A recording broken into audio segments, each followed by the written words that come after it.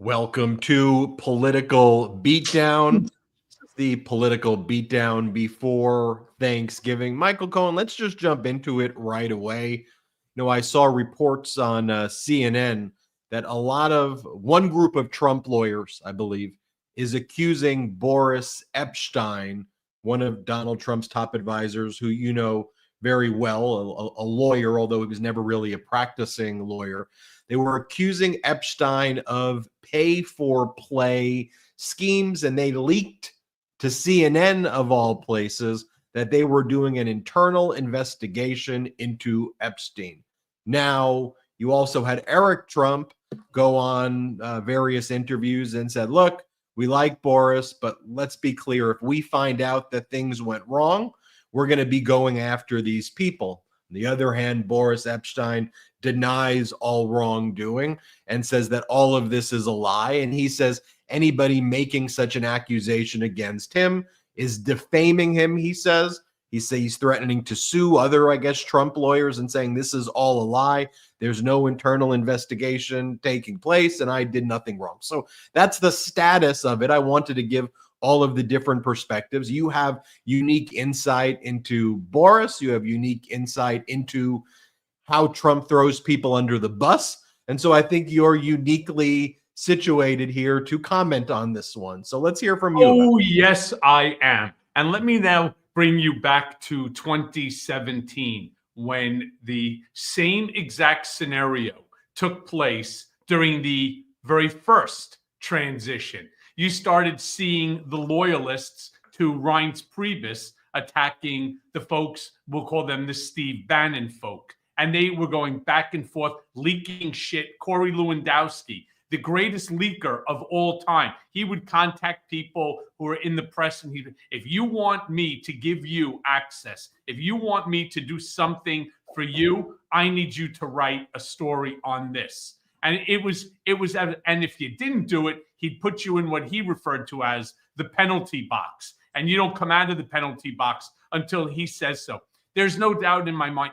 I think it was almost like a dozen different insiders have told CNN, but they also reported this to Trump and obviously to Don, to Eric, and to others there in the campaign that this was going on. But my understanding as well is that one of the people that he was asking for $100,000 a month, he probably should have waited till Trump already became president, till the inauguration took place before trying to do it in advance. But one of the interesting things is the person he was trying to do this to, I think, received the nomination for Treasury Secretary. Yeah. Right? Isn't it the guy Bissett? Yeah, the George Soros's protege. After all their talks about Soros, they picked the Soros guy. So I want you to imagine this. Let's go back to the days of Michael Avenatti, who ended up now in Terminal Island in California, amongst other things, for trying to extort Nike. You're trying to extort one of the biggest companies in the world, right? They do, I don't know, well, they're worth what, like $400 billion market cap or something like that. You really think that you, Boris Epshteyn, are going to be able to, I don't want to use the word, I won't use the word extort, but do you really think that you're going to get somebody like Bissett, who is the CEO of a mega billion-dollar hedge fund? I think, what's it called, like Q Square or something like that? You're going to get him to pay you $1.2 million so that you could push his nomination for Treasury Secretary? Do you not really think that they were already talking to him about that? The whole notion goes right back into the Rudy Colludi drunken Giuliani days, when you may remember Noelle Dunphy, who was his executive assistant, went and she actually dropped the ball on Rudy, that he had asked her to help find people who were interested in pardons, and told her that it would cost $2 million. Anybody that was looking for a pardon should come to him, that he has a deal splitting it with, at the time, President Trump. Now, again, these are all allegations. I want to be clear about that. Rudy, of course, denies it. However, the same exact scenario is told by Lev Parnas in his book, where he claims that Rudy had told him, anybody looking for a pardon, come to me. New York Times has written about this. Wall Street Journal has written about this. Washington Post has written about this. You know, there's an old expression, 1,000 Frenchmen can't be wrong. You know, and here, Michael Cohen, you have Boris Epshteyn also not just denying the allegations against him, but when you read that CNN article that reported on this, Epshteyn seems to basically suggest that there is this concerted effort from other Trump insiders to push him out, because like you can say a lot of things about Epshteyn, you know, that are very critical, and I think deservedly critical. I mean, the guy was indicted in Arizona for the fake elector scheme there. He was pushing a lot of the 2020 election lies. This is someone who was accused by women at an Arizona bar for touching them inappropriately. He's on body cam in this like horrifically embarrassing body cam footage, confronted by these women who have made these accusations against him. He has, though, been, and I think you observed it yourself when you were there. He's been with Trump since 2016. Hold on, time out on that one, pal. Yes, he was part of the campaign. I think, if I'm not mistaken, the relationship goes back to Georgetown University, where he knew Eric Trump. He joined the campaign, but he was a low-level staffer. He wasn't involved with Trump. In fact, I referred to him as the lapdog. I couldn't get Boris out of my office simply because, I also want to give him some credit for sticking in there. 8 years the guy put in his time. So he started in 2016. He used to turn around and come to me and say, hey, can you just bring me into his office? I won't say anything. I know you guys have a meeting on something, but let me just come to the office so I could be seen. Right. And that's the way that he was. Now, again, I'm going to give the guy props because he got nothing out of Trump during the 2017 through the 2020 election. He got nothing, but he stuck around long enough that ultimately he became the guy who was carrying all the books during the various different trials. And for an attorney, which he is, who never practiced a single day in his life, to become chief legal strategist for Trump? Seriously? By the way, do you notice that there's somewhat of a similar appearance and body size between him and Tacopina? Do you notice that Trump sort of likes them big and burly who are willing to do and say anything? Finally, though, at least Tacopina smartened up and he walked away from the whole damn thing. But Boris, again, he was not integral to anything in the 2016 campaign. He did after, of course, by sticking around, I guess, product of elimination is the way they described it, pal. The law of attrition. There you go. See, by the way, I mind meld with you. I know exactly where you're going. But no, it's an interesting observation to get this from your perspective, this Epshteyn story, because at that time in 2016, you were the guy. You were the guy. You were the gatekeeper. You were the main guy. And so Epshteyn would try to kind of wiggle himself into the room. And I like Boris, by the way. He's a very affable guy. He really is. He became a prick later on when he finally started to get some authority. You see, that was always the difference with me. I treated everybody the same. When I was flying high and when I was humbled down in Otisville. I've always treated everybody the same. What these guys do is they try to take on a persona which is in line with Trump, and they act in a manner which only throws them under the bus, not by Donald, but by the people that are surrounding them. They're all out there for the grift. So if hypothetically he's asking Bassett Is it Besant or Besant? I'll give you the exact spelling in a second, but go I on. think it's Go Besant. But if he's asking Besant and others for $100,000 a month, Besant. Besant, right? If he's asking Bessent, Besant. Besant, okay. So if he's asking him for $100,000 a month, Allegedly, the allegations, yeah. okay, right? We're going to call it allegation, and others find out about it. There's a jealousy.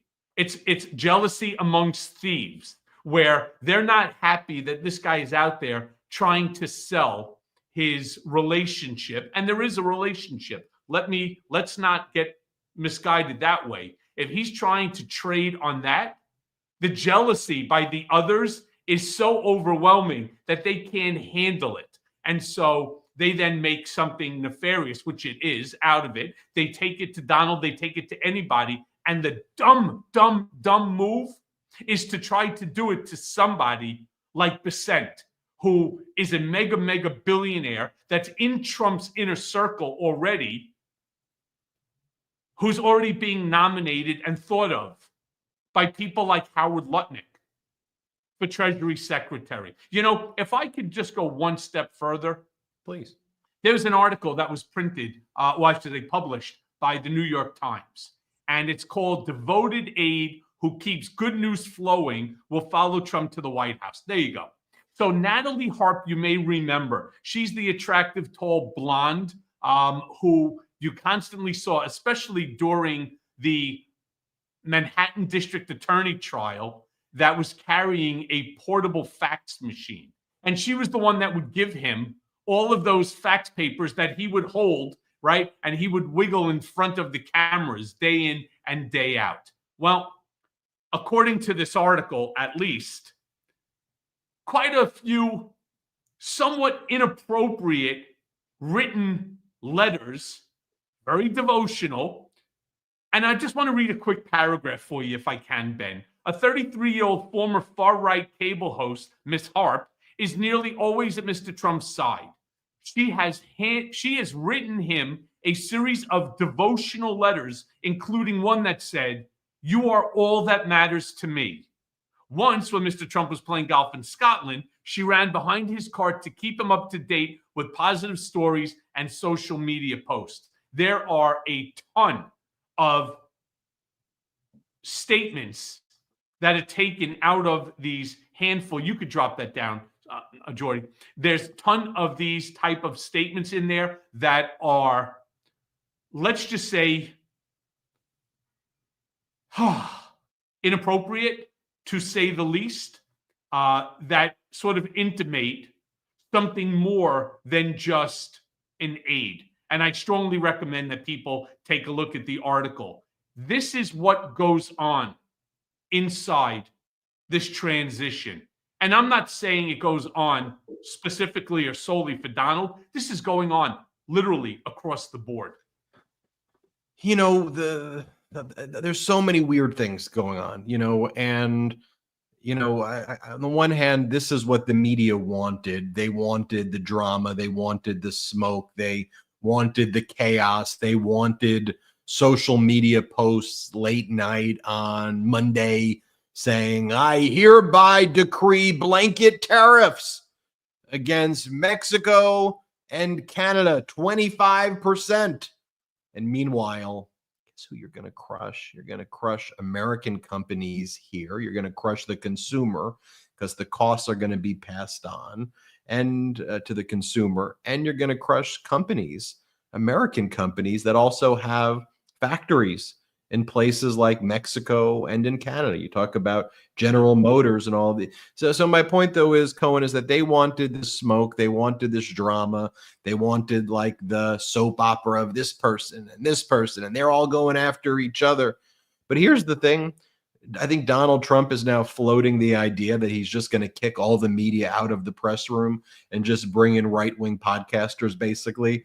And so, you know, I saw the recent ratings by MSNBC and CNN. I mean, they are atrocious. I mean, Midas Touch does significantly better than those major networks that have the most biggest and bloated staffs. But, you know, I didn't want that. I wanted things to run, even if it would have impacted this network in a way that was not helpful. I don't care. I want things to be normal. That's what I'm advocating for. Ben, I think one of the biggest mistakes that Democrats made in this election is they didn't get down to the nitty gritty. And that's something that you, my brigading family, are going to get from Ben and I. Sometimes you'll like what it is that I say. Other times you won't like what I say. But one thing for certain that you will know, you are getting facts. You're not getting innuendo. Now, there's always different ways to read facts, but let me give you this one. You know that the number one most Googled question right after the election, the number one, and you can look this up, what is a tariff?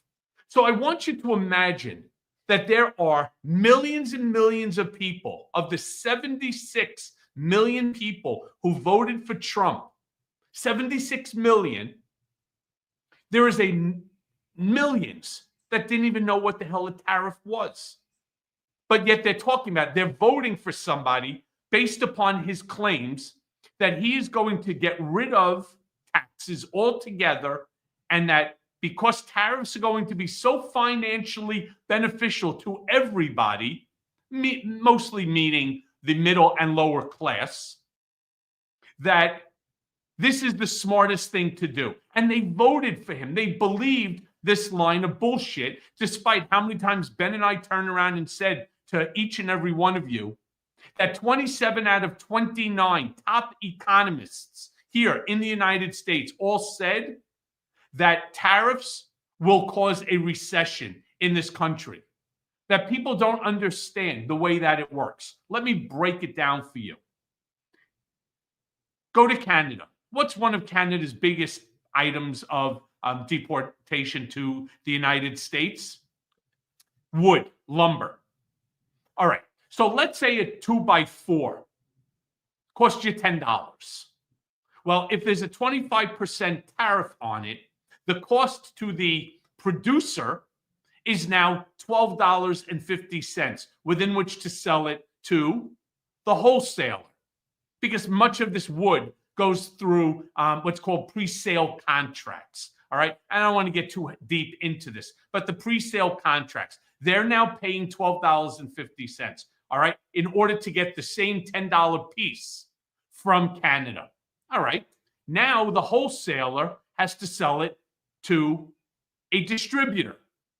So the distributor now is paying 25% tariff on the $12.50 item, not on the $10. So that basically it compounds. And then that person has to make his profit, because otherwise, what are they in business for? And they then sell it to the retailer, who then, of course, has to mark it up for their profit. And their profit is always 100%. So if they're paying $15 for that piece, they're selling it for $30.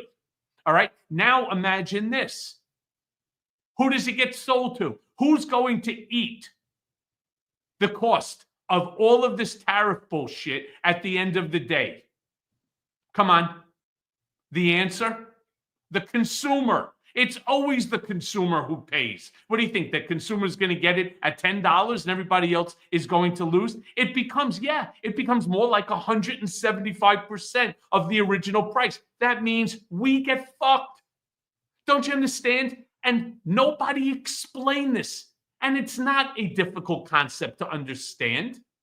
Any good. By the way, in 2017, you'll remember Trump put tariffs on aluminum with Canada. And when he realized, holy shit, now I can't get my Diet Coke, and all of a sudden Coca-Cola is going through this, and this one, he gave them passes where they didn't have to pay it. He gave them a reprieve. All the companies ended up getting that. It didn't work in 2017. It's not going to work in 2024. It makes no sense. 27 of 29 economists agree with yours truly. And then what happens with tariffs? The country that you are putting a tariff on, even though you're technically taxing your own companies to stop the exports from foreign countries, what the foreign country does is they then impose a retaliatory tariff on you to then try to screw over your companies in the tariff imposing nation from exporting the goods into that country. And, Mexico is a big trading partner. Canada is a big trading partner. They're closest to our border. They contribute to a lot of wealth in this country, despite, Trump disparaging them. And then you get into what Trump's saying. He goes, until you stop the fentanyl smuggling, we're going to impose the tariff. Well, if you look at it, I think it's like about 85 to 90% of the fentanyl in the United States is smuggled from Americans within the United States. You also have to address the issue that all of the kind of chemical opioids, they're not being consumed in Mexico or Canada, pretty much not at all in Mexico. They're being consumed in the United States. 99% of the consumers of the product creating the demand, it's occurring in the United States based on a lot of the flawed systems and broken down institutions that Republicans have caused here over the years. Also, America is the great exporter of illegal weapons to places like Mexico. 70 to 80% of the firearms in Mexico come from the United States. These are all factors that I think need to be addressed now. We're seeing all of these companies saying, we need exemptions from the deportations. We need help. Don't do this to us. Do it to them. Right. I want to talk more about that, but I want to take our first quick break of the show. Green Chef. It's the #1 meal kit for clean eating, delivering pre-portioned and prepped quality whole foods with limited processed ingredients. I mean, who doesn't want that? Green Chef sends organic, fresh produce, responsibly sourced proteins, and chef-designed recipes in every box for satisfying, nourishing, and convenient meals that make it easy to stick to a clean routine. Green Chef, it's the first certified organic meal kit company that brings the flavors of the farmer's market to you, with fresh, seasonal, organic produce in every box, plus premium proteins like organic eggs, sustainably sourced seafood, and antibiotic and hormone-free chicken. So all of these get delivered right to your door. Plus, here's the good part. You don't have to guess what to make with your farm fresh items. With Green Chef's easy-to-follow recipes and pre-measured and prepped ingredients, you'll be serving up a restaurant-worthy meal in no time. So look, let me be clear. Fall, it's a full swing. And while our days are shorter, our to-do lists are not. Green Chef can make your busy week easier. And they do that with home delivery of step-by-step recipes and quality whole foods, including organic fresh produce in each and every box. Green Chef, it's the #1 meal kit for clean eating. So you can feel good about creating good-for-you meals with limited processed ingredients. And again, who doesn't want that? And saving yourself time and meal planning, shopping, and prepping. It's worth it because everything you need to make your fresh, delicious meals is included. Plus, the ingredients, they're not only high quality, but they come pre-measured and prepped, including pre-made sauces and some pre-cut produce. And every single week, you'll find menu options for every single lifestyle, from Mediterranean meals to customizable plant-based options and certified gluten-free recipes. I mean, taste what's in season. On the menu now, find the colors and the flavors of fall. Recipes feature fresh, seasonal, organic produce like delicata squash, cranberries, Brussels sprouts, green beans, maple syrup, and pumpkin. I mean, you could even have a clean, feel-good Thanksgiving. Get a load of that with all the fixins from Green Chef, featuring organic, free-range turkey, stuffing, gravy, mashed potatoes, cranberry sauce, and apple crumble. Green Chef, they just celebrated their 10th birthday last month. I mean, that is a decade of helping you eat more deliciously, sustainably, and nutritiously, with restaurant-worthy recipes made with clean, quality ingredients. So my friends, go right now to greenchef.com/beat50 and use code BEAT50 for 50% off. 50% off your first box plus 20% off your next 2 months. I mean, that's code BEAT and greenchef.com/beat50 greenchef.com/beat50 to get 50% off your first box plus 20% off your next 2 months. I can't say it enough. That's Green Chef, GREENCHEF.com/beat, BEAT 50, and use code BEAT50 for 50% off your first box. Go now. It's the #1 meal kit for eating well. Welcome back to Political Beatdown. You know, Michael Cohen, can I want just to say I mention appreciate everybody who enjoys my ad reads. That was actually a pretty long one, you know. So thank you, Green Chef, for sponsoring. Can I say something before we jump back into it? You know, what most people don't realize is that a lot of the drugs are brought into this country in very different ways than what we remember from, say, like the 90s when they were smuggling in cocaine, right? How Miami was built, right? Remember that from Scarface, or, you know, heroin trade, which was going on, for example, in American Gangster, the Denzel Washington movie, or how they used to do marijuana earlier on. There was a book that I read when I was in prison called American Kingpin, and it's by this guy Bilton. It talks about Ross Ulbricht. Remember the size of fentanyl. You're talking about, it's the size of a Tic Tac. So what they do is they use the dark web, and they're actually mailing it 1 pill at a time. That's how Ross Ulbricht, with his dark web site, ended up getting caught, and how he ended up going to prison himself.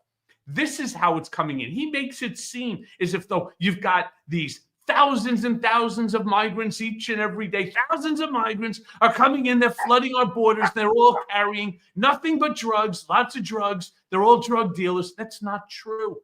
It's not true. Technology has made this business sophisticated. They drop this shit in the mail the same way that you get like your ED medication or your hair medication. That's how they're dropping it. I mean, so the whole thing is pure and utter bullshit. Not to mention, as Ben said correctly, much of this shit is being made here in the United States.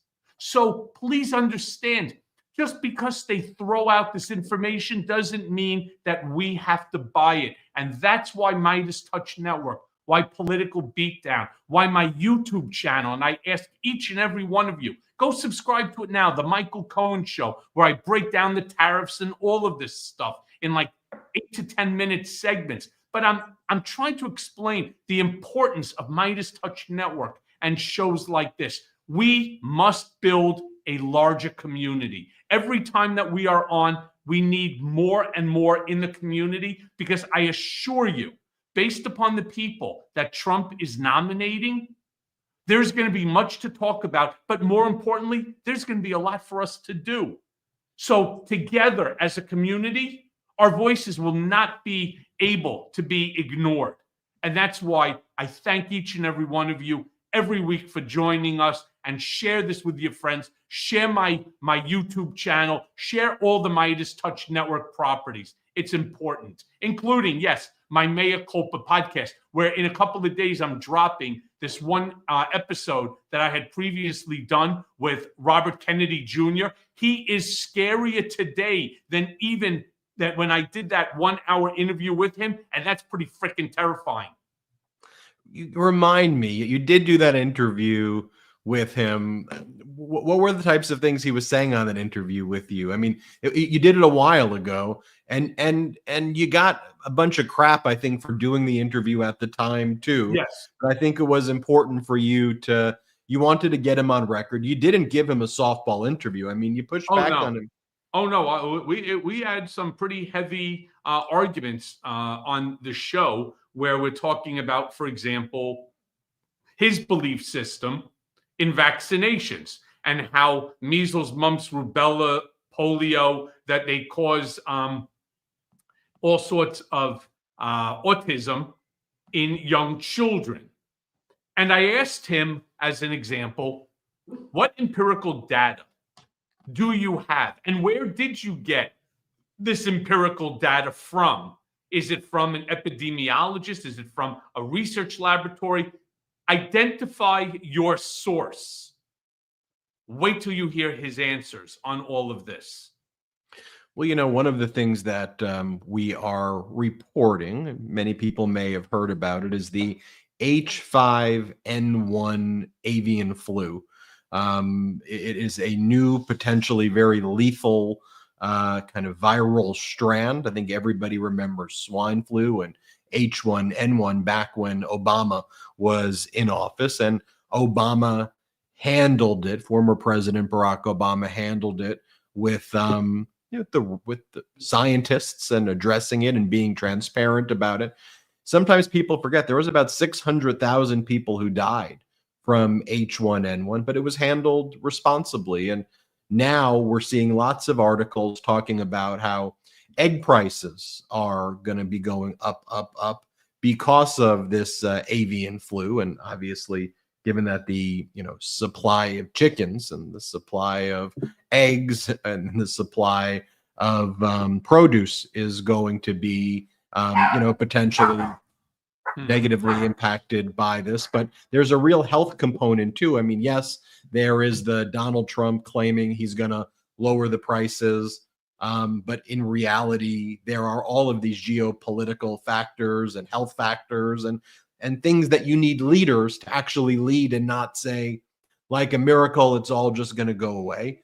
But, the RFK reference that you give is that we need people who run the HHS who believe that at the bare minimum, H1N1 is a real thing. Well, and we forget. I want to show you this clip right here and then get your comment. Before we go to the clip, before we talk about H1N1, right? Because most people don't know all about the swine flu or H1N1. You know what people know about? Polio. You know what you don't see? People walking around these days with polio, right? Why? Because of the vaccination. Wait till you hear what he says. Just wait till you hear what he says on my Mea Culpa podcast. It is mind-blowing. Sorry about that, Ben. Play the clip. Look, I'll give you a hint of what he says, because here he is on Russian television spewing lies, saying that H1N1 is a total fabrication in order to enrich pharmaceutical companies. Here, play this clip. The World Health Organization, that's really a misnomer. The World Health Organization is even more captured than CDC is. The World Health Organization gets half of its budget from industry. It is absolutely controlled from top to bottom by the pharmaceutical companies, and particularly the vaccine makers, who use WHO to, fabricate pandemics like the swine flu, like the H1N1, and make billions of dollars on pandemics that never happen. Now, there are a lot of legitimate complaints that people can have about pharmaceutical companies, right? The same way there are a lot of legitimate complaints you can have about the Justice Department, the FBI, wiretapping, the way corporations operate, a lot. And what he does, though, and what a lot of people in Trump's orbit does, though, is they take, I think, the skepticism that people should have in big pharma. I don't trust everything that big pharma says. Let me be very clear about that. But then they take it to this level that then is part of the overall grift, which is then to say, because part of what they say is true. There may be some untoward influence within health organizations that are captured by big pharma. Sure. But then they take that next step and go, and they've created H1N1, and this is all a big lie in order to kind of get you and in order to take you out.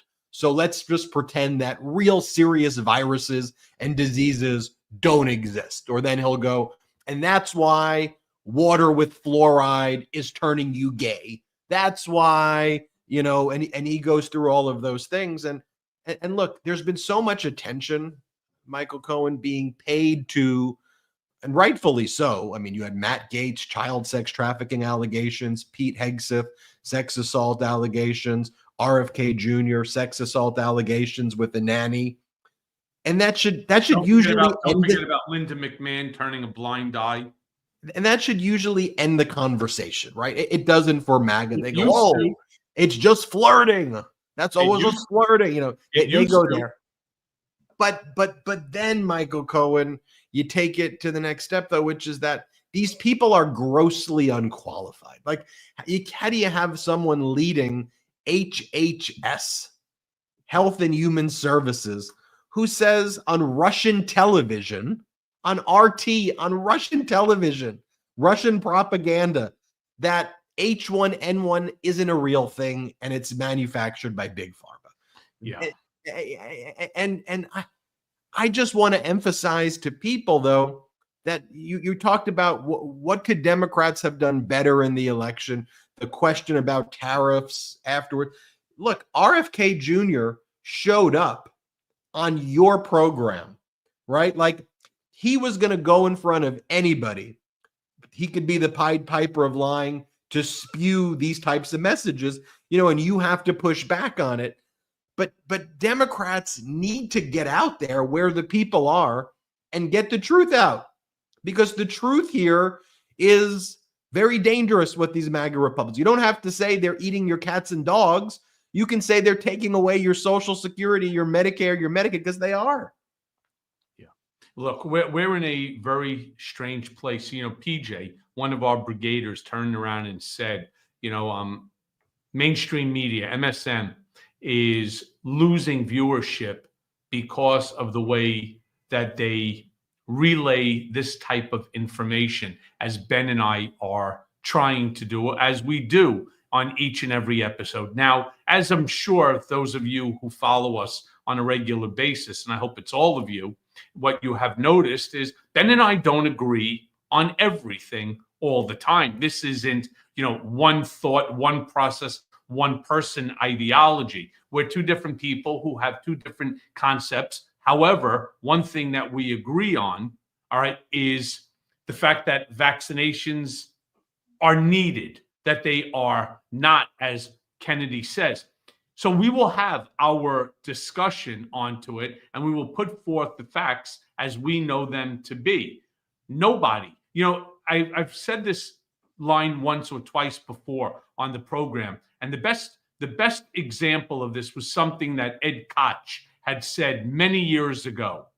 And that was when he was running again for mayor of New York City. He said, if you agree with me 6 out of 12 times, you should vote for me. If you agree with me 12 out of 12 times, you should see a psychiatrist.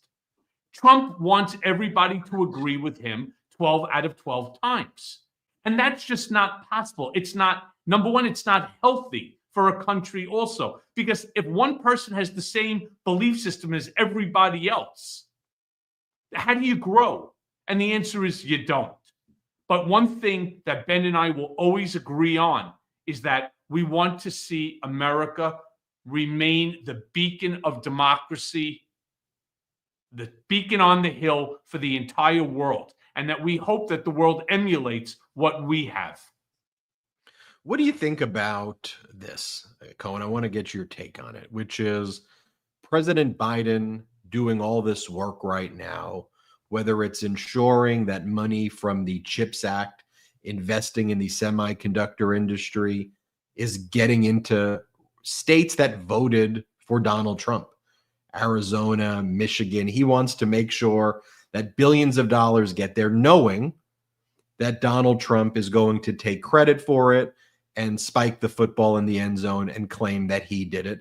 President Biden's been working behind the scenes, not being petty about it, to secure a peace deal between Lebanon and Israel. And look, Biden knew that Netanyahu was not doing the deal until after the election, because Netanyahu wanted to not hand Biden and Harris a victory before the election, and a deal should have been done before. But really, Netanyahu didn't want to do it. I think Lebanon wanted to, you know, Lebanon was going to do it. And Netanyahu said, no, I'll do it afterwards, because Netanyahu's buddies with Trump and wanted to help Trump out. But Biden still pursued the deal. He didn't do anything petty. He didn't do what Trump did when it came to Afghanistan, which is to which is to leave it a total and utter mess, provide no transition plan as well. And then Trump turned around and blamed Biden for the way the withdrawal went about when Trump created the mess and released 5,000 Taliban prisoners and invited the Taliban leader to Camp David on September 11th on the anniversary.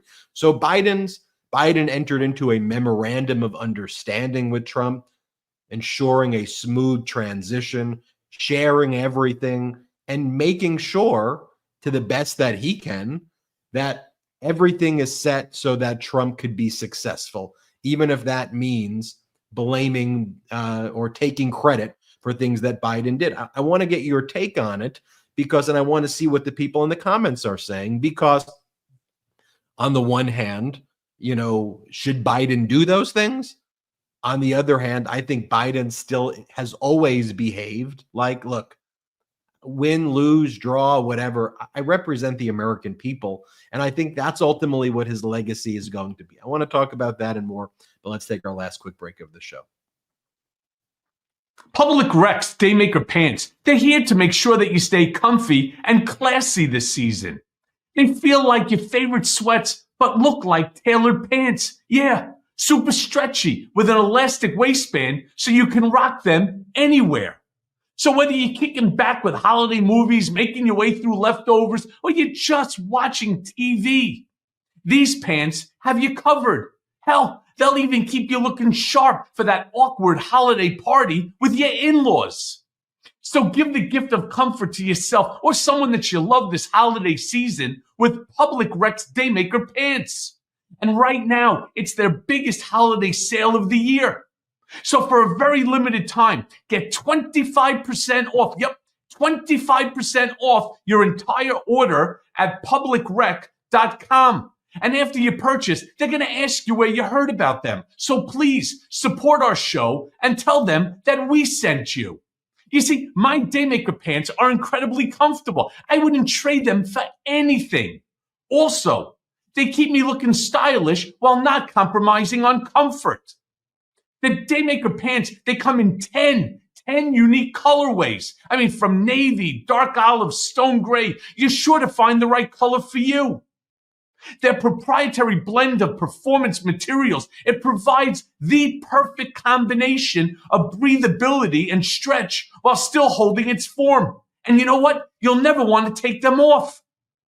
Public Rec not only has the most comfortable pants ever made, but they have a huge selection of high-quality everyday basics. So you can revamp your entire wardrobe with their perfect fitting polos, shorts, and hoodies. And you know, I love hoodies.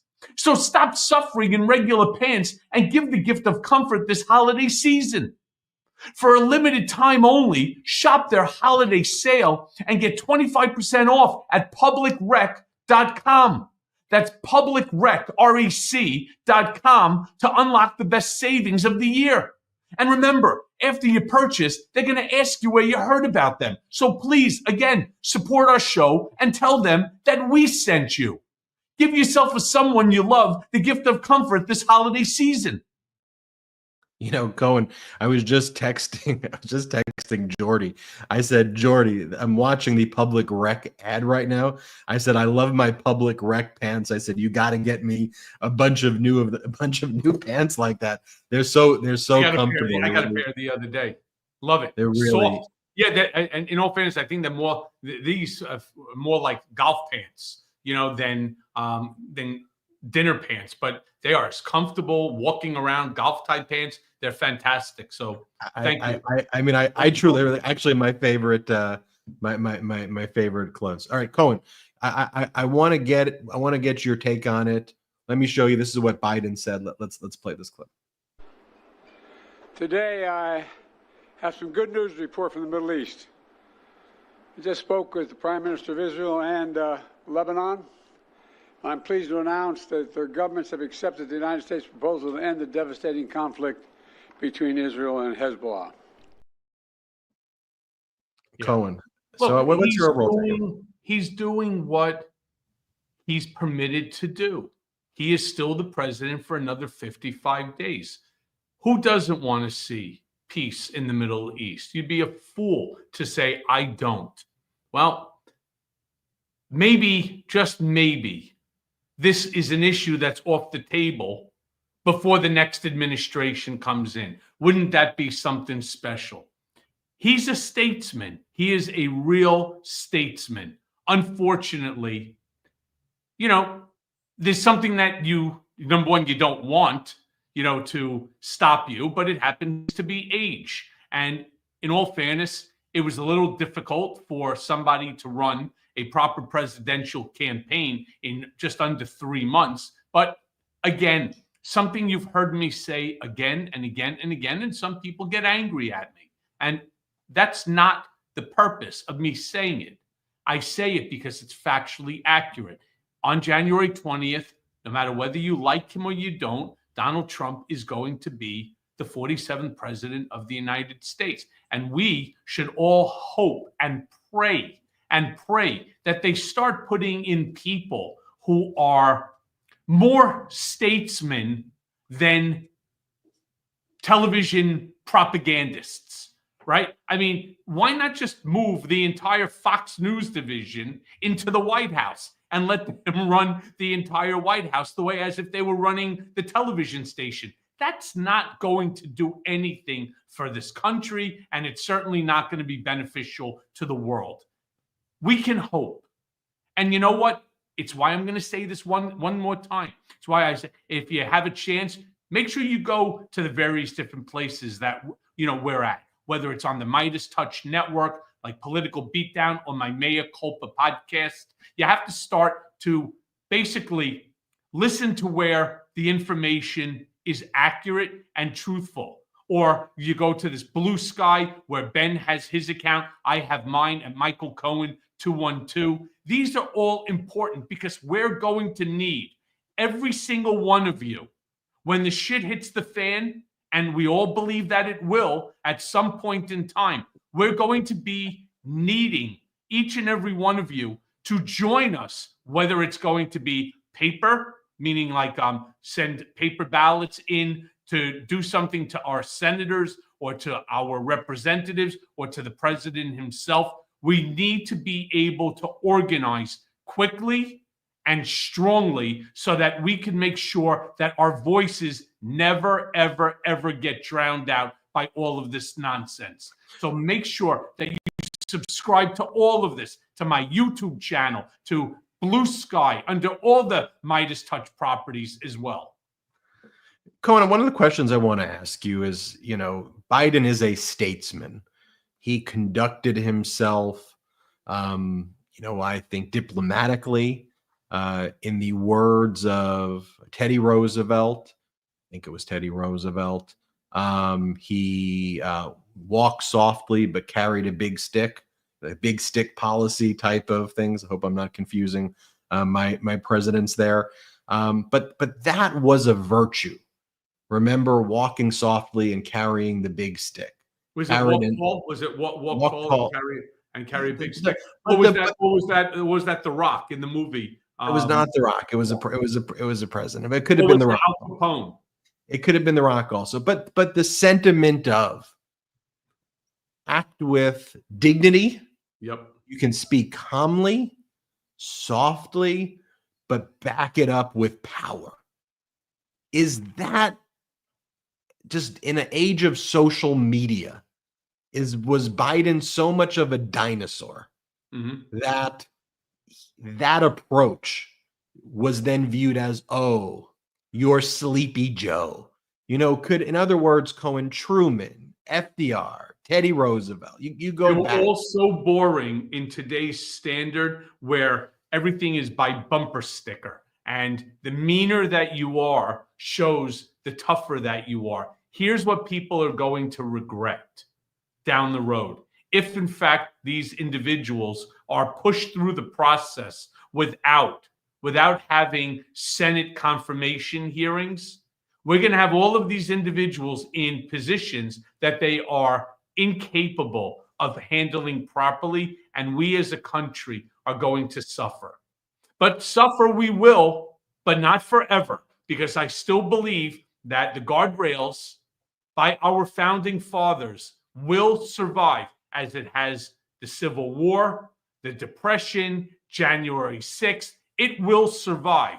We will feel the pain, but we will feel it for 2 years until the midterm elections come by, and then you're going to see a big change in the House and the Senate. That's assuming that there are the fuck-ups that everybody thinks that will ultimately come out of this administration. You know, the expression is, and it was Teddy Roosevelt, speak softly and carry a big stick. It was in a 1903 speech, and the phrase means be prepared for confrontation by displaying one's power, especially military force. But in your diplomatic meetings, you don't have to act like a crazy person. And there's really an inversion of that right now when it comes to Trump, right? It's speak loud and obnoxious. But when it comes to someone like Donald Trump, he's really a paper tiger. At the end of the day, he really doesn't back it up ever. And his whole philosophy, once there's confrontation, is to basically say, it's not happening, ignore it, pretend the problem doesn't exist, and then lie about it. My producers are telling me, Cohen, and this is where I just want to apologize to the viewers. In the last ad break, we needed to show one more to keep the lights on here at the show. When we come back, I want you to give the two-finger salute, though. We had one more ad obligation we had to hit, and we meant to combine them. But let's do that, then the two-finger salute from you. Let's play it. It's hot outside, and your nighttime bedroom temperature has a huge impact on your sleep quality. If you wake up too hot or too cold, I highly recommend that you check out Miracle Made's bed sheets. Miracle Made sheets are inspired by NASA, and they use silver-infused fabrics that are temperature regulating so that you can sleep at the perfect temperature all night long. Miracle sheets are luxuriously comfortable without the high price tag of other luxury brands. And you know what? They feel as nice, if not nicer, than sheets used by some five-star hotels. Using silver-infused fabrics inspired by NASA, Miracle Made sheets are thermoregulating and designed to keep you at the perfect temperature, again, all night long, no matter the weather, so that you get better sleep every single night. Stop sleeping on bacteria. Bacteria can clog your pores, causing breakouts and acne. I mean, sleep clean with Miracle. These sheets are infused with silver that prevent up to 99.7%. Get a look, 99.7% of bacterial growth, leaving them to stay cleaner and fresh 3 times longer than other sheets. So there's no more gross odors too. Go to trymiracle.com/beat to try Miracle Made sheets today. And whether you're buying them for yourself or as a gift for a loved one, if you order today, you can save over 40%. And if you use our promo code BEAT, B-E-A-T, at checkout, you'll get 3 free towels and save, get a load of this, an extra 20%. Miracle is so confident in their product, it's backed with a 30-day money-back guarantee. So if you aren't 100% satisfied, you'll get a full refund. Now upgrade your sleep with Miracle Made. And go to trymiracle.com/beat and use the code BEAT to claim your free 3-piece towel set and save over 40%. Again, that's trymiracle.com/beat to treat yourself. And thank you, Miracle Made, for sponsoring this episode. Michael Cohen, got to pay the bills. You love Miracle Made sheets. Love them. Love them. All right. Give that some two-finger salute. Some people like my ad reads. Some people don't like it. Some people think I should be doing some voiceovers for Disney characters. You know who actually said that? It was Jimmy Kimmel. Turned around and said that I have a very Schwarzenegger-esque type of voice, which is extremely, extremely relatable. And that, you know, like Schwarzenegger. Well, what would your character be? What kind of animal? Would it be an animal or like a figurine or? Honestly, I have no idea. I have no idea. You know, I have no idea. I would leave it to them. Maybe, you know, maybe like an eagle or something like that. An eagle. Certainly. All right, give that two-finger salute, Cohen. I'm not 100%, Ben. I may have to actually ask you for a little assistance here. I'm angry at so many of them, especially RFK.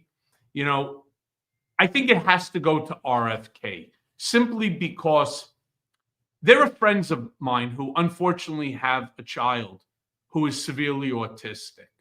And there is so much medical and scientific evidence that explains why there is an increase in autism in this country and in fact around the world. And they try to explain, they have Autism Speaks and many other very, very credible organizations that try to explain it, and they're trying to come up with ways within which to reverse autism or to make those that are afflicted by it be capable of having a full and meaningful life. And when you have somebody like RFK who puts out this misinformation, and that is what it is misinformation based upon every scientific experiment and every single epidemiologist that's out there claiming that it has to do with the measles, mumps, rubella, polio vaccinations, all given to children and so on. And that's when it's just not true. It's not. And for them to go ahead and to force companies or groups, I should say, like Autism Speaks back 10 years when they are moving forward all the time to assist these individuals and their families. For that, I have to say, RFK, you took your family's name, you took the legacy of it, and you have made it into just it's almost like a laughing stock. And it's terrible. It really is. It goes worse than terrible. It's dangerous. And for that, we all turn around and say, two-finger salute to you, brother. I'm going to give the two-finger salute or a 1.5-finger salute or a 3-finger salute to the oil tycoons who supported Donald Trump, who are now admitting that they actually don't support drill, baby, drill, because the supply of oil under President Biden actually exceeds the demand right now. That's right. A new Wall Street Journal article cites numerous oil executives who say, actually, we have more than enough supply right now of oil that we need. The issue is demand. So what they're telling Trump to do is to basically go after electric vehicle makers, to go after different types of rating agencies that report the statistics on supply and demand in order to basically now create an artificial demand to meet the high supply that currently exists so that they can bring their prices back up to make record profits. You see, America was energy independent for the first time under Biden, not under Donald Trump. If you look at these statistics, the United States never produced more oil than it did under President Biden, far more than even under Donald Trump. Yet, look, we live in a country, Michael Cohen, where there are 54% of people who read below a 6th grade reading comprehension. I'm not mocking them for it. I'm just stating a fact. And then you have another portion of the population that is distracted, not focused on the issues. Then you've got another portion of the population that can be kind of easily manipulated. So, going back to what I said before with Biden's policy of kind of speak softly and carry a big stick, he was not out there saying, drill, baby, drill, drill, baby, drill, drill, You know baby, what's drill. going to happen, Ben? You know what's going to ultimately happen? Even the people who have fallen for much of the lies that were told to them, much of the propaganda, whether it's about oil prices, about food prices, about drugs, whether it's about vaccinations, whether it's about tariffs, you'll ultimately be hit in the face with the pie of truth. And then there's nothing for them to say. There's nothing. We don't need to turn around and stick it in their face because, yeah, they are dumbasses. All right. And what will ultimately happen is time will pass. I hope I'm wrong, but I'm pretty sure that I'm not. Time will pass. Groceries, gasoline, vaccinations, all of that will be proven to show, one, that the vaccinations work, two, that they don't cause issues, as RFK is saying, three, the price of food is not going down. Gas is going to be the same sort of price. Nothing is going to change. They're not going to be able to do X, Y, and Z. And they're going to realize that much of the campaign promises weren't worth the paper that they weren't even printed on. Michael Cohen, well said. Happy Thanksgiving, everybody. Thank you. I had a number of appointments for my baby girl, so I couldn't do the live today. I had to go to doctors. Everything's good. I just had to go to the doctors. So we're going to do it next Tuesday after Thanksgiving, just between Thanksgiving. Did you see Jeremy, our producer, thought that Disney should use my voice for the parrot in Aladdin?